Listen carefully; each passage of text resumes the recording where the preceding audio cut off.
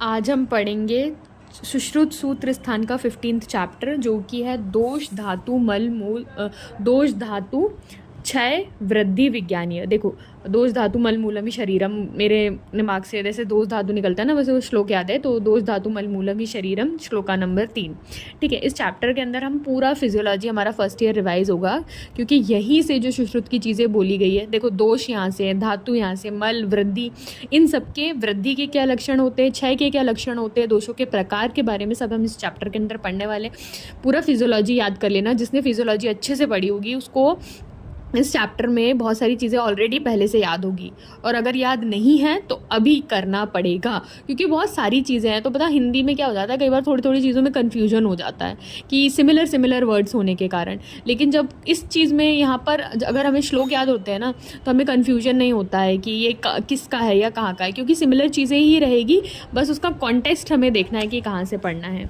ठीक है, एक मैं आपके साथ एक स्टिकी नोट शेयर करूँगी, क्योंकि उससे है ना जो आपका 3 श्लोक हो जाएगा ना, वो कवर हो जाएगा। देखो, लिखा तो श्लोक के विमर्श में है, जैसे कि श्लोका नंबर 4 में है, मार्क कर लो या तो, प्रस्कंदन, उद्वहन, पूर्ण, विवेचन और धारण। उसके सामने लिखेंगे प्रस्कंदन के लिए व्यान, उद्वर्तन के लिए उदान, प से पूर्ण, प से प्राण, विवेचन के लिए समान और धारण के लिए अपान।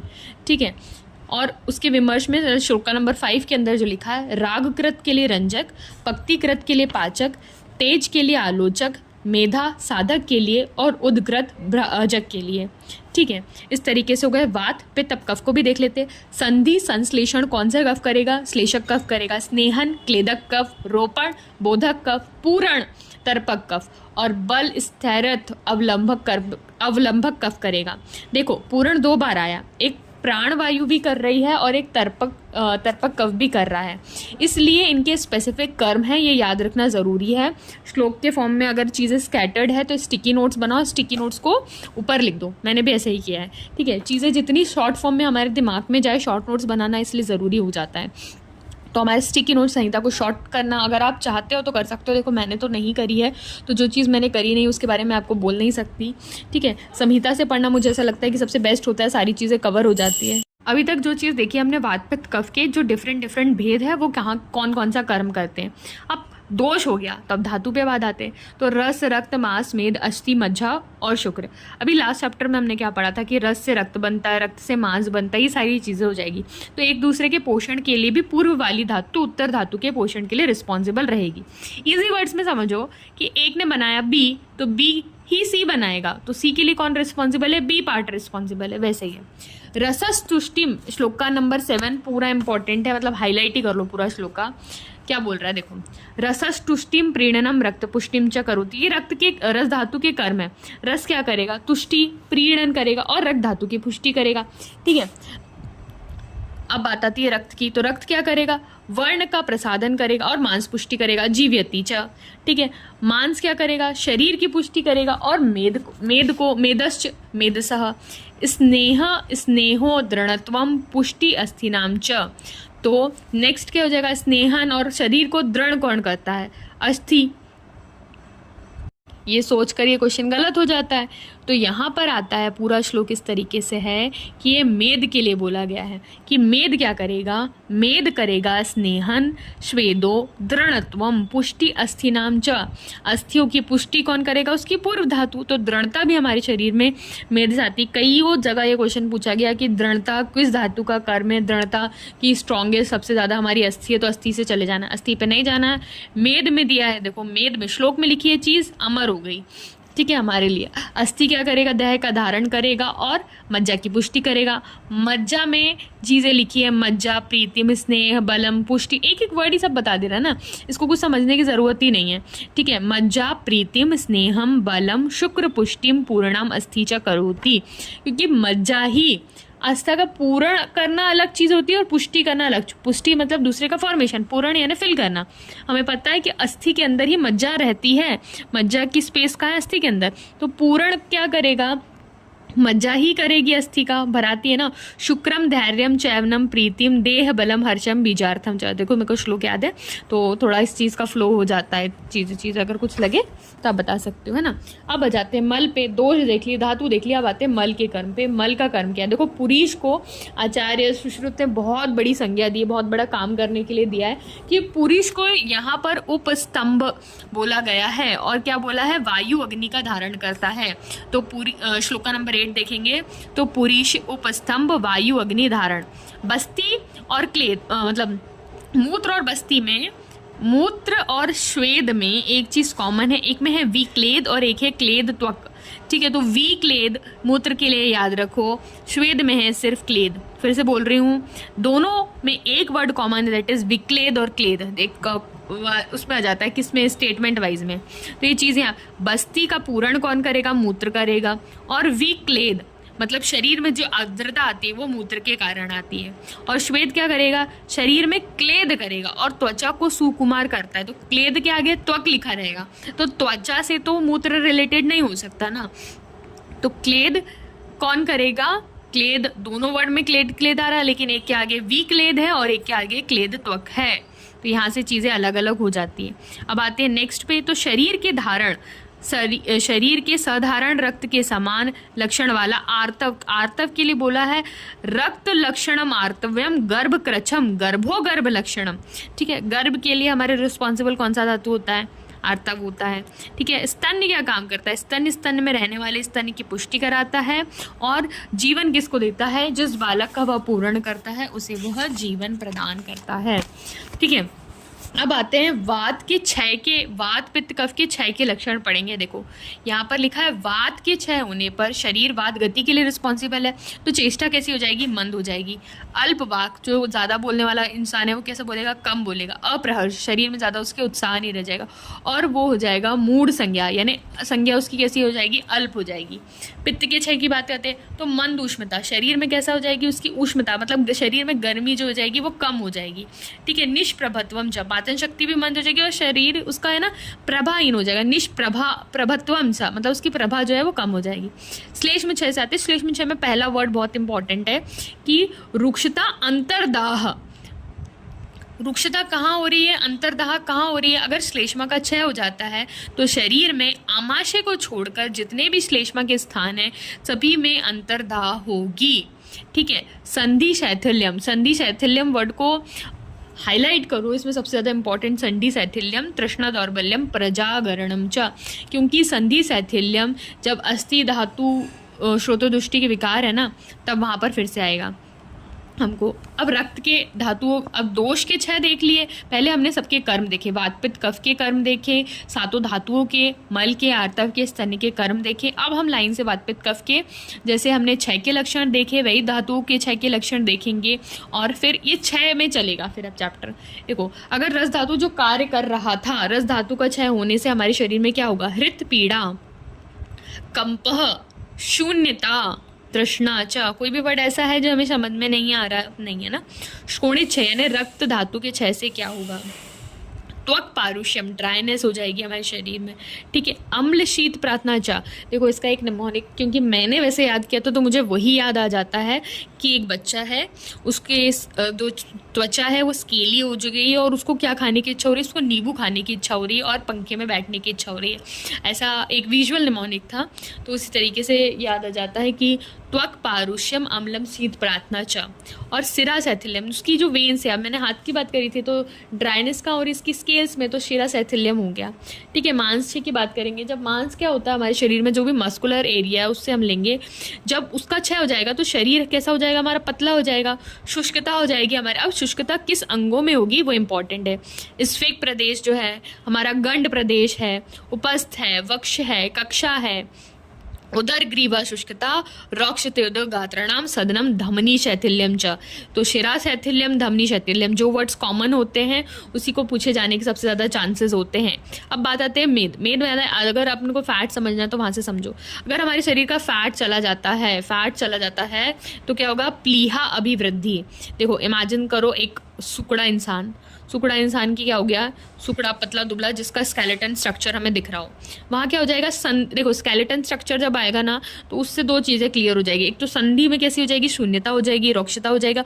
और मेदुर मांस प्रार्थना चाह, क्योंकि वो जब इंसान पतला है तो उसको मेद और मांस की वो प्रार्थना करेगा, वो डिज़ायर करेगा कि हाँ मुझे पतला हूँ मैं, तो मुझे मोटा होना है। उसी के कारण उसकी जो प्लीहा है वो प्लीहा जो है पतले इंसान की मोटी हो रही है। तो प्लीहा अभिवृद्धि मेद के 6 में है, ना कि वृद्धि में।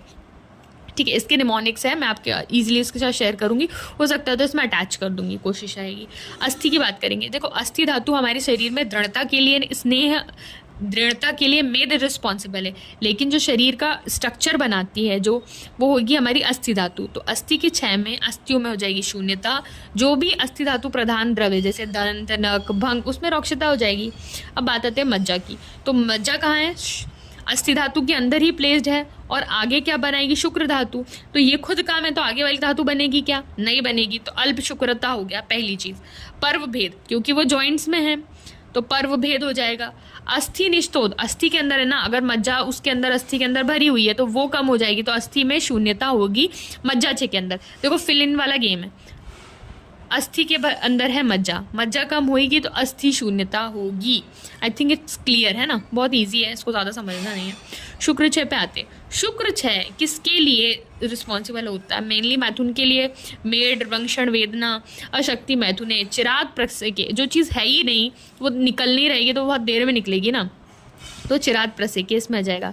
प्रसेके चल्पम, और उसको बहुत निकालने की कोशिश करी तो एक तो कम निकलेगा, दूसरा कैसा निकलेगा, रक्त के साथ शुक्र दर्शन होगा।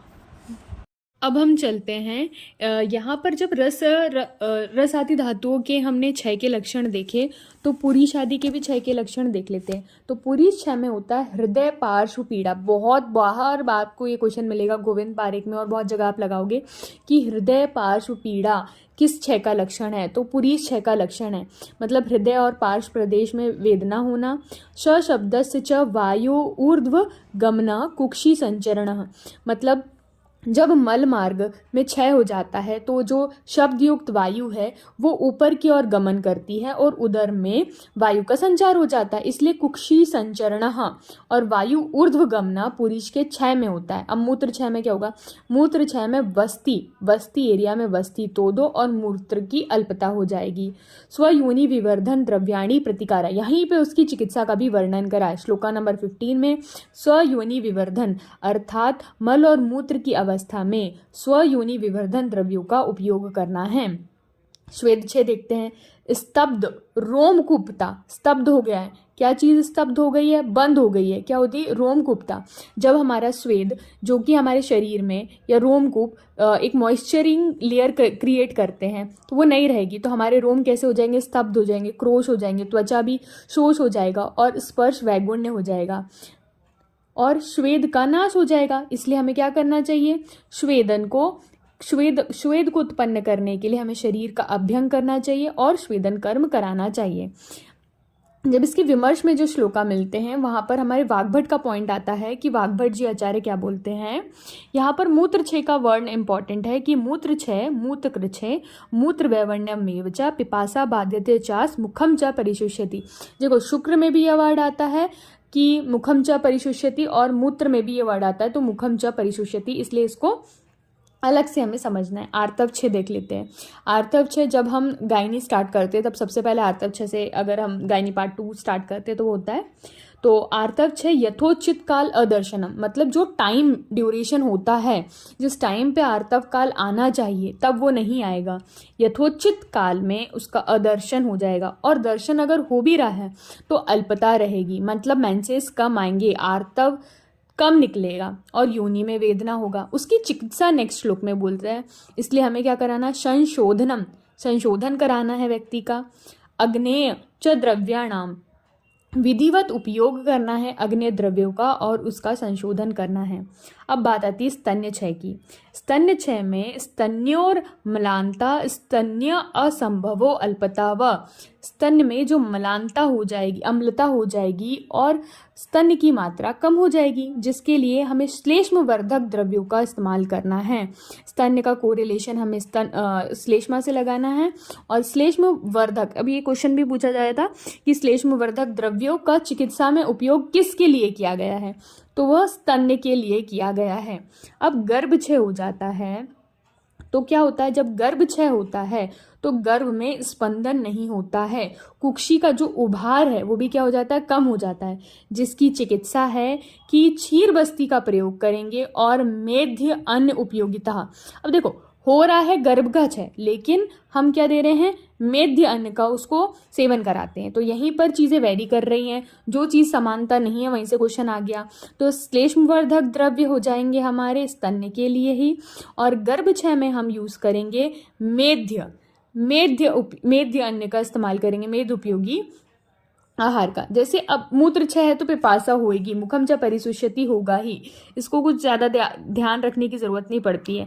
लेकिन क्षीरवस्ती का प्रयोग कहाँ पर करना है, मेध्यन्य का, श्लेष्मवर्धक आहार का कहाँ यूज़ कर रहे हैं, है ना। ये सारी चीज़ें हमें थोड़ी देखते चलती रहनी चाहिए। ठीक है, नेक्स्ट आते हैं, अब सबका क्षय हो गया, अब सबकी वृद्धि देखते हैं लाइन से। सबसे पहले दोषों से चालू करते हैं, क्योंकि दोष धातु and then will go to मलादि। ठीक है, वात वृद्धि, वात अगर बढ़ जाती है तो क्या होता है, श्लोका नंबर 18 को अच्छे से समझते चलना, एक एक वर्ड हम समझते हैं ना। वात वृद्धो, वाक्य पारुष्यम, मतलब जो हम बोलते हैं उसमें कैसी हो जाएगी, कर्कशता हो जाएगी। कार्श, व्यक्ति कैसा हो जाएगा, पतला हो जाएगा, व्यक्ति का जो वर्ण है वो भी काला हो जाएगा। गात्र मतलब अंगों में उसकी हो जाएगा स्फुरण हो जाएगा। ऊष्मकामिता, उसको अब वात का गुण शीत है, तो जब वात कम हो जाए, वात बढ़ जाता है तो हमें अपोजिट गुण की इच्छा होने लग जाती है। तो हम किस चीज़ की इच्छा करेंगे, ताकि हमें उष्ण आहार विहार मिल जाए। निद्रा नाश हो जाता है जब वात बढ़ती है। जैसे कि अगर हम नॉर्मली एग्जाम्पल लें उसका, कि जो वृद्ध इंसानों में जब श्लेष्मा कम हो जाती है, वात बढ़ जाती है, तो उनको नींद कम आती है, तो निद्रा नाश हो। शरीर में जो बल की भी अल्पता हो जाएगी। और गाढ़ वर्चम च, मतलब जो मल है उसमें कैसा हो जाएगा, कड़ापन आ जाएगा, है ना। अब देखते हैं पित्त वृद्धि के लक्षण। पीता भाषिता, पित्त जहाँ पर बड़ा अपना कलर लेकर बढ़ेगा, त्वचा में आ जाएगा उसके कारण पीलापन। संताप, टेम्परेचर बढ़ जाएगा। शीतकामिता, अब इसके अपोजिट गुण की इच्छा होगी उसको कि मुझे शीतल आहार विहार का सेवन करने को मिल जाए। अल्प निद्रता, वहाँ निद्रा का नाश ही हो गया था, यहाँ पे निद्रा कैसी हुई है, अल्प निद्रता हुई है। और मूर्छा, बल हानि, इंद्रिय दौर्बल्य, पीत वीण मूत्र नेतृत्वम च। देखो इंद्रिय दौर्बल्य बोला है ना। इंद्रिया वीक किस में होती है, अच्छे से याद रखना है कि इंद्रिया जो वीक होती है वो हमारी पित्त में होती है। और पीत वीण मूत्र नेतृत्व, मतलब हमारे वीण में, मूत्र में, नेत्र में, सब में क्या आ जाएगा, पीता वास्तव वर्ड बोल ही दिया है, लेकिन इसमें भी स्पेसिफिक बता दिया कि पीला रंग आ जाएगा। श्लेष्म वृद्धि में जाते हैं, देखो शौकल्यम शैत्यम स्थिरम गौरवम अवसाद तंद्रा निद्रा संधि अस्थि विश्लेषश्च। इसमें क्या हो जाएगा, शौकल्यम मतलब श्वेतता हो जाएगी। पहले हमने देखी कालापन, फिर हमने देखा पीलापन, अब यहाँ पर देख रहे हैं सफ़ेदपन। तो जो दोषों की डोमिनेंस से जो लक्षण मिलते हैं वही स्पेसिफिक लक्षण, कुछ नहीं है जो वात पित्त कफ के नॉर्मल लक्षण होते हैं वही है ना। शैत्यम स्थियम, अब कफ है तो हर चीज़ है ना भारी होती है, कफ में सब जगह सफ़ेदी दिखने लग जाएगी, शीतल शरीर हो जाएगा, देह में स्थिरता आ जाएगी, भारीपन हो जाएगा, निद्रा तंद्रा, मानसिक अवसाद आदि चीज़ें हो जाएगी। और संधि अस्थि विश्लेषण, मतलब संधि और अस्थियों में विशिलता हो जाएगी, शिथिलता आ जाएगी। ये हो गए हमारे दोष। अब चलते हैं धातुओं पे। देखो धातुओं का लक्षण समझ के चलेंगे ना तो थोड़ा इजी हो जाता है, कुछ चीज़ें स्पेसिफिक हमें याद करना भी ज़रूरी है। अब देखो बताती हूँ मैं, है ना। रसो अति वृद्धो, जब रस अति वृद्धि बढ़ जाएगा तब क्या होगा, हृदयोस उत्क्लेदन प्रसेकम च आपद्यते। हृदय में क्या लगेगा, उत्क्लेश होगा, मिछलापन या मुंह में लार का टपकना। प्रसेक का मतलब हो जाएगा मुंह से लार आना। जब रस बनता ही उससे है तो फिर उसी का वर्धन हो जाएगा। अब रक्तम में क्या होगा, रक्तांगाक्षिता, शरीर के अंग में लालिमा हो जाएगी। अब जो वेन्स है, हम समझो कि अभी शिरा शैथिल्य हो गई थी, अगर रक्त जो हमारा कम हो गया था, हमारी वेन लूज हो गई थी, अब रक्त बढ़ गया है तो वेन बिल्कुल मोटी ताजी फूल जाएगी, तो सिरा पूर्णत्वम हो जाएगा। जब मास क्षय के हमने लक्षण देखे थे तो जिन अंगों में शुष्कता हो गई थी वही अंगों में पुष्टि हो जाएगी। तो स्विग प्रदेश, गंड, उपस्थ, बाहु, जंगा आदि प्रदेश में क्या हो जाएगा, गुरुगात्रता हो जाएगी। अब मेद की बात आती है। देखो देखो मेद को हम हमेशा है ना एम्फसाइज करके बोलते हैं, क्योंकि रस समझ लेते हैं हम, रक्त अस्थि भी समझ लेते हैं, लेकिन मेद थोड़ा सा उसको समझते हैं, एक्स्ट्रा चलते हैं। देखो जब मेद हमारे शरीर में बढ़ेगा ना तो दौर्गंध इसलिए बढ़ती है क्योंकि मेद का जो मल है वो क्या है, श्वेद है। तो श्वेत श्वेत जब हमारे शरीर में पसीना बढ़ेगा तो दुर्गंध भी बढ़ेगा। अब मेद के जब हमने 6 था तो हमने बोला था प्लीहा अभिवृद्धि, प्लीहा की अभिवृद्धि पड़ी थी। तो यहाँ पर किस चीज़ की, उदर पार्श्व अभिवृद्धि पढ़ेंगे, स्निग्धता, अंगता, उदर पार्श्व अभिवृद्धि। जब मोटा हो जाता है इंसान, इसे समझो कि उसके फ्लैंक्स एरिया और उदर प्रदेश पर फैट डिपोजिशन हो जाता है, इसके कारण मेद वृद्धि हमें वहाँ देखने को मिलेगी और कास श्वास आदि रोग हो जाएंगे। अब अस्थि है, जहाँ अधि अस्थि अधि दंता, ज़्यादा दांत हो जाएंगे उसके, है ना, ज़्यादा अस्थि हो जाएगी, ज़्यादा नहीं है। नेत्र गौरव, मज्जा को सीधे रिलेट करना है नेत्र से, कोई इसमें स्पेसिफिक समझ में नहीं जैसे लक्षण है, तो मज्जा याद रखो। सर्वांग नेत्र गौरवम किसका लक्षण है, मज्जा का है। शुक्र का देखेंगे, शुक्र बढ़ जाएगी तो अश्मरी अति प्रादुर्भावन च। अब पुरीश, अब मल की तरफ देख लेते हैं। अगर मल अत्यधिक बढ़ जाता है हमारे शरीर में, पुरीश ज़्यादा बढ़ता है तो कुक्षी में शूल होगा और आटोप होगा। मूत्र की वृद्धि में क्या लक्षण मिलते हैं कि मूत्र की पहली तो मात्रा बढ़ जाएगी, अब मात्रा बढ़ेगी तो मूत्र बार बार भी प्रवृत्त होगा, ऐसा नहीं कि एक ही बार में निकल जाएगा। और बस्ती प्रदेश में वेदना होगी, तोद होगा और अध्यमान होगा। देखो बस्ती तो 6 में भी है, वृद्धि में भी, ये कॉमन चीज़ें हैं कि तो बस्ती तोद, अगर मूत्र बढ़ेगा तो भी ये लक्षण मिलेंगे और अगर मूत्र का वेग कम होगा तो भी ये लक्षण मिलेंगे। अब स्वेद का बढ़ जाएगा तो जैसे हमने मेद में भी दौर्गंध पड़ा था वैसे ही हम स्वेद में भी दौर्गंध पड़ेंगे और कंडुता हो जाएगी। इस तरीके से हमारे 3 जो मल है वो हो गए। अब चलते हैं आर्तव, स्तन्य और गर्भ में। अब आर्तव की अगर वृद्धि हो जाती है तो आर्तव की मात्रा अधिक निकलेगी और दौर्गंध 3 बार अभी हमने दौर्गंध देखा, मेद में, स्वेद में और आर्तव में। तो आर्तवम अंग मर्दम अति प्रवृत्ति दौर्गंधम च, अंग में वेदना होगी, रजस्त्राव अधिक होगा और दौर्गंध आएगा। अब चलते स्तन्य पे। तो स्तन्य क्या बोल रहा है कि स्तन्य में अधिक वृद्धि होने से स्तन्य जो होंगे वो स्थूल हो जाएंगे। जैसे मूत्र में भी जब एक आशय है ना, उसमें वो चीज़ बड़ी हुई है, तो वैसे ही स्तन्य भी एक आशय है, स्तन का आशय स्तन्य है, ठीक है। तो वहाँ से भी बार बार उसकी प्रवृत्ति होगी और तोद होगा। अगर गर्भ की बात आती है कि गर्भ की वृद्धि होगी तो हमें उभार देखने को मिलेगा, जठर अभिवृद्धि देखने को मिलेगी, है ना। और स्वेदन भी मिलेगा, हमारे शरीर में उसका पसीना भी पैदा होगा। अब इन सारी क्रियाओं का छोटा सा उसने एक लक्षण बोल दिया कि तेषाम यथा स्वयं संशोधनम छपणम च क्षयाद, मतलब इन शादी अधिक होने पर दोष धातु मल का हमें शरीर का संशोधन कराना है और छपण क्रिया यानी संशोधन और संशमन चिकित्सा बता दी, मोटा मोटा इनने बता दी। अब यहाँ पर ओज का वर्णन आएगा, ठीक है। श्लोका नंबर 24 पे आओ। तत्र रसादी नाम शुक्रांता नाम धातु नाम यत परम तेजस्तत्व खलु ओजस्त देव बलम इति उच्यते स्वशास्त्र सिद्धांतात्। यहाँ पे क्या बोल रहे हैं कि हमें पता है कि अगर ओज क्या है, ओज रस से लेकर रस रक्त मांस मेद अस्थि मज्जा शुक्र, मतलब रस आदि धातुओं से लेकर शुक्रांत तक की जो धातु होती है उसका परम तेज जो अंश है दैट इज ओज, वो हमारे शरीर में क्या देता है, हमें उत्कृष्ट बल देता है।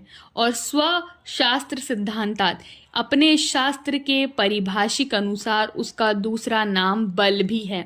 ओज का पर्याय बोल दिया इस श्लोक में बल।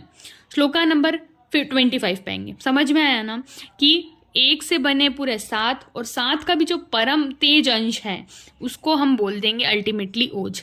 अब आते हैं कर्म के कि हमारा जो ओज है वो कौन कौन से काम करता है। इतना जब सर्वश्रेष्ठ है तो बहुत सारे काम करेगा। तो तत्र बलेन, उसके बल से क्या होगा, स्थिर उपचित मांसता, स्थिरता से उपचित बढ़ रहा है, क्या बढ़ रहा है, मांसता, मतलब मांस धातु की स्थिरता से पुष्टि हो रही है, अच्छे से मांस धातु का वर्धन हो रहा है। सर्वचेष्टा स्व अभिघात, मनुष्य में होने वाली जो भी चेष्टा है वो कैसे हो रहा है, उस चेष्टा को करने के लिए वो समर्थ हो रहा है। स्वर वर्ण का प्रसाधन हो रहा है। फिर बाह्य नाम अभ्यंतर नाम च, उसने बोल दिया जो शरीर के बाह्य अंग, बाह्य मतलब हाथ पैर से आदि कर्म होने वाले, और अभ्यंतर नाम यानी जो मन बुद्धि आदि कर्म होते हैं। बाह्य नाम अभ्यंतर नाम च कारणम आत्म कार्य अभि प्रतिपत्ति भवति, यानी ये सारे बहुत अच्छे से यानी उत्तम रूप से बेस्ट इसका कन्वर्जन होगा अगर ओज के ये कर्म है, अगर ओज सही रहेगा तो। अब देखो ओज को यहाँ पर प्राण आयतनम उत्तमम की संज्ञा दी है। प्राण आयतनम उत्तमम श्लोका नंबर 26 लास्ट वर्ड, ठीक है। ओज को सोमात्मक बोला, स्निग्ध है, शुक्ल है, शीत है, स्थिर है, सर है, विवृक्त है, मृदु है, मृत्स्न है, और प्राण आयतनम उत्तमम। सुश्रुत ने बस्ती को भी निदान स्थान में प्राण आयतनम उत्तमम की संज्ञा दी गई है, ठीक है। बस यहाँ पर ये याद रखो कि प्राण आयतनम उत्तमम की संख्या दी गई है, ठीक है। ये चैप्टर वैसे इसमें पॉइंटर ज़्यादा हो जाते हैं इसलिए थोड़ा बड़ा हो जाता है, ठीक है। इसका जो नेक्स्ट विमर्श है ना, उसमें आचार्य चरक का भी पॉइंट दे दिया है, वाग्भट का भी पॉइंट आया है, ठीक है। तो जब हम गोविंद पारेख पढ़ते हैं तो पूरा एक सेक्शन, एक पेज का 20 पेज है होपफुली, मुझे जहाँ तक याद आ रहा है कि लेफ्ट हैंड साइड का पेज है, 20 पेज है, उसमें है ना ओज के सारे पॉइंट्स कवर होते हैं। तो जब ये पढ़ोगे तो एक बार वो पलटा के देख लेना, क्योंकि जिससे क्या हो जाएगा कि कोई भी अगर पॉइंट है तो वो छूटेगा नहीं। वैसे मैं रिवाइज करवा देती हूँ कि ओज की जो मात्रा है उसके बारे में सबसे लिखेंगे कि ओज वैसे 2 पार्ट में डिवाइडेड है, पर ओज और अपर ओज। अब पर ओज मतलब पर मतलब सुपीरियर, सुपीरियर है तो कहाँ रहेगा, हमारे बॉडी का जो सबसे सुपीरियर पार्ट है दैट इज हृदय, तो पर ओज का स्थान हो गया हृदय और ओज का स्थान हो गया सर्व शरीर। अब पर ओज है, कोई चीज़ स्पेसिफिक है, ज़्यादा इंपॉर्टेंट है तो उसकी मात्रा भी कम होगी, तो उसकी मात्रा होगी 8 बिंदु, और जो सर्व शरीर में व्याप्त ओज है उसकी मात्रा होगी आधा अंजलि। ये बोल दिया, हमारा मत हो गया। अब इसमें से अलग चीज़ें कौन आती, अरुण दत्त बोलते हैं कि ओज का जो प्रमाण है दैट इज 6 बिंदु, सिर्फ 6 बिंदु बोला है। काश्यप पाएंगे वो बोलेंगे 6 अंजलि। उन्होंने ओज को कफ के प्रमाण के समान माना है, इसलिए उसका प्रमाण 6 अंजलि बोल देते हैं, ठीक है। वहां पर कि ओज को किसने शुक्र की उपधातु माना, किसी ने शुक्र का मल माना, किसने अष्टम धातु माना, तो शारंगधर शुक्र को उपधातु मानते हैं। शुक्र की उपधातु है ओज, वहीं वाग्भट शुक्र का मल मानते हैं, ठीक है।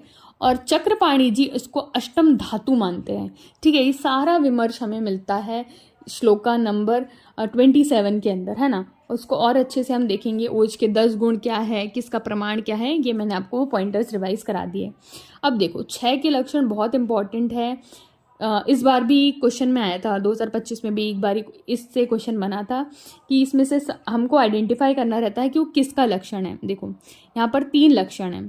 संधि शैथिल्यम गात्राणाम, श्लोका नंबर 29, संधि शैथिल्य संधि विश्लष्टु गात्राणाम सदनम दोष चैवनम क्रिया सन्निरोधश विस्तृंते, तो ओजो विस्तृंस का लक्षण हो गया, ठीक है। ओजो व्यापत क्या क्या, स्तब्ध गुरु गात्राणाम वाद सोफो वर्ण भेदो ग्लानिस तंत्र निद्रा च व्यापन्नेन, और ओज 6 क्या, मूर्छा मोह प्रलापो मर्ण मिति च छेव।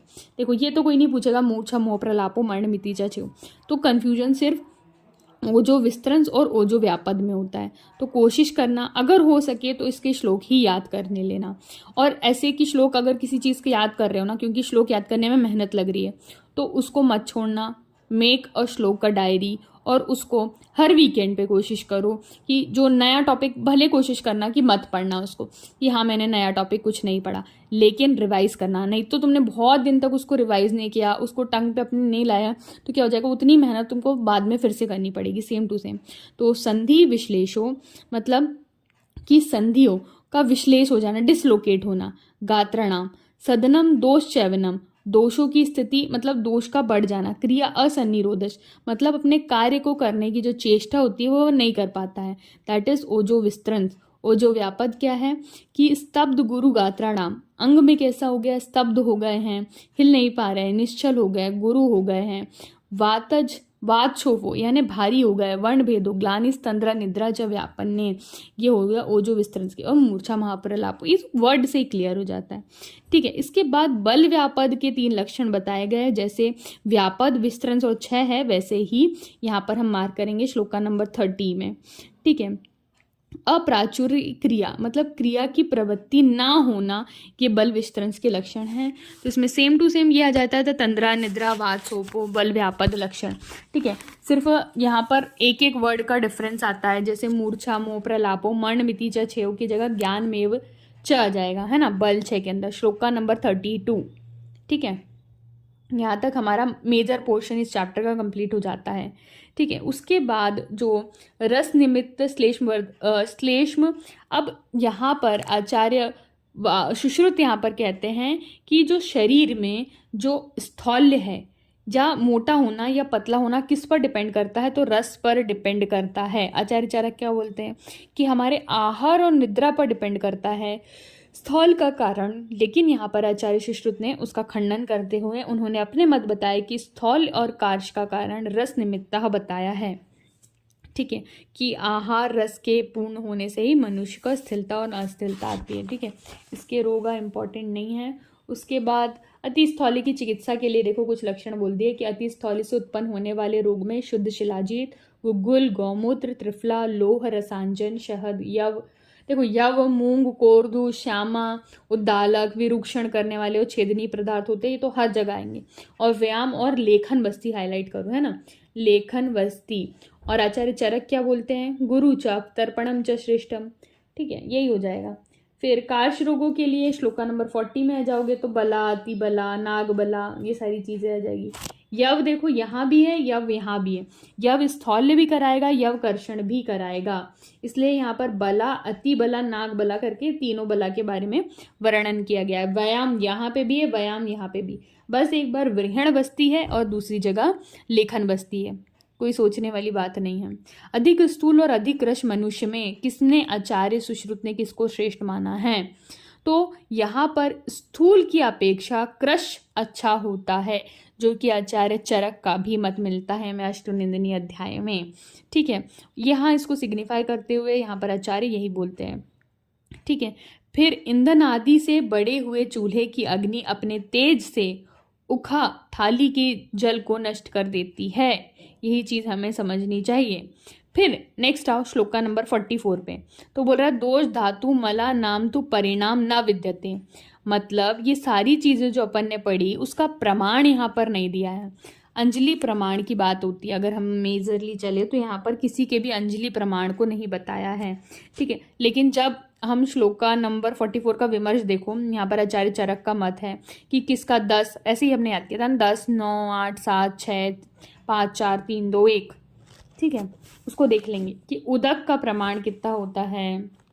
एक और चीज़ आपकी बढ़ जाएगी, इसलिए मैं सोच रही हूँ कि इसको करें ना करें, क्योंकि उसको क्या करेंगे, सिर्फ एक अलग पॉइंट लेके आपको याद कराने की कोशिश करेंगे कि वो आपको क्या निमोनिक रखोगे, तो उस तरीके से इसको कवर करेंगे, है ना।